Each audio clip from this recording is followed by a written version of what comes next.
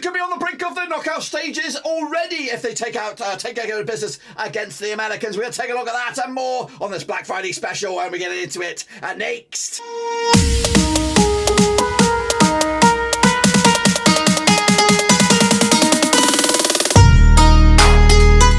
That's right, folks. Back once again with another 5-minute preview. Looking forward to England up against the United States, and we'll get to that in just one second. If you know where you've been, smash your subscribe button and bang it today. All things Black Friday related, Black Rovers related, World Cup related. We're going to all hear boys under one roof. Can England secure the deal and get through to the knockout stages already with a game to spare, or can the Americans upset the apple cart on their own second Christmas? Of course, that is Black Friday. We'll take a look at it, all of it, in a second. Of course, big shout out to the VIPs. They are the patrons, of course. But anyway, let's get into it. Take a look at this at the Al Bayita Stadium on the 25th of November. It's England. It is United States. It's Greg Berhalter up against Gareth Southgate. Two under fire coaches, maybe. But of course, England come into this on the back of that 6-2 demolition job of Iran. Prior to that 6-game unbeaten run, including losses against Italy and Hungary, and of course, a couple of little shit shows against Germany as well, of course. But they come into this as Group I winners, secured the deal on the 15th of November 2021. 16 tournaments for them, 7 in a row. 2018 was the last, but they only won it in 1966. The manager, though, Gareth Southgate, their VIP is Harry Kane, yet to get off the mark, might I add. 21 on to qualify,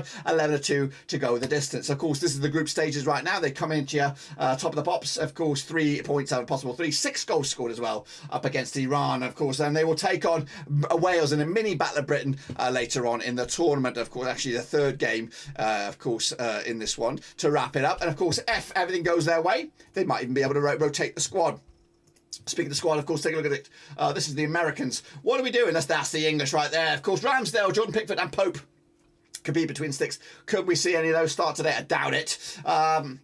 In defence, we've got Harry Maguire, of course, ever present for England under Southgate. Trippier as well, key man as well. Declan Rice will be in amongst it, as will Saka, got a couple of goals. And, of course, Jude Bellingham, the face of the place for the future. Up top, we've got, of course, Kane. We have Foden, Grealish, of course, amongst others. I think all of those actually featured in the first game against Iran. Will they be featuring in the second game? We'll see about that. That's how I see it, though. I don't think there's no changes for me. Pickering, Shaw, Stones, Maguire, Trippier, Rice, Bellingham, Mount, Sterling, Saka, and Kane up top. What do you think? Do you think there's any changes? I think they want to get it done and dusted before mixing it up with the Welsh. Of course, as for the Americans, of course, coming at you, qualify as third place winners in the CONCACAF behind Canada, behind Mexico, where they secured the deal on 30th of March 2022. This is 11 tournaments for them. 2014 was their last. Been a while, guys. Third place back in 1930. GB is your coach right now. Christian Bruce is the face of the place. The Hershey bars are on him. Even Stevens to qualify, 101 to go the distance and lift the trophy. Of course, their resume looks like this, but on the back of the 1-1 draw against Wales. Prior to that, draw against Saudi Arabia, lost against Japan. Of course, not really good.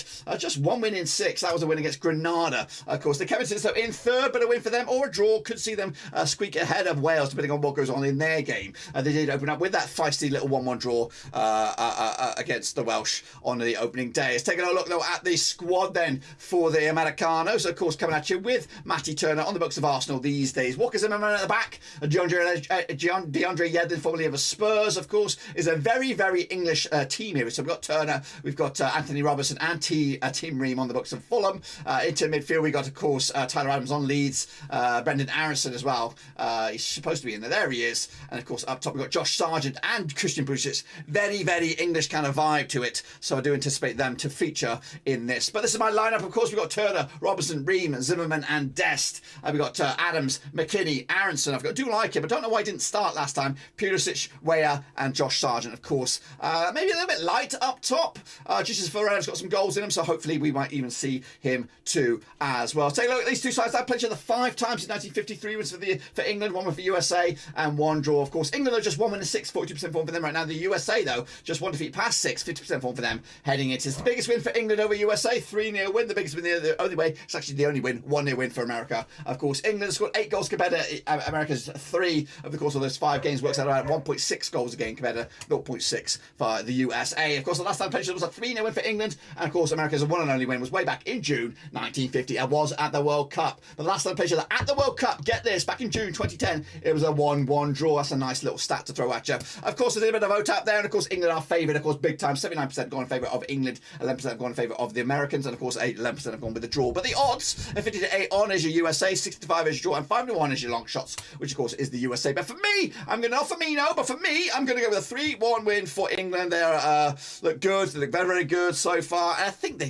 haven't even got out of second gear. I think this will be a much more competitive game, and I do think the Americans will give them a run for the money. And if, of course, America do take the lead on this game, I do think England will have to really flex their muscles and really maybe have to dig deep to kind of scrap a result here. But I do ultimately think they'll have too much in the tank, and that's why I'm going with the 3-1 win. But anyway, give us some love, smash your subscribe, smash your thumbs up, smash the little bell. We go again, guys. We go again. But until then, I'll see you soon for the next.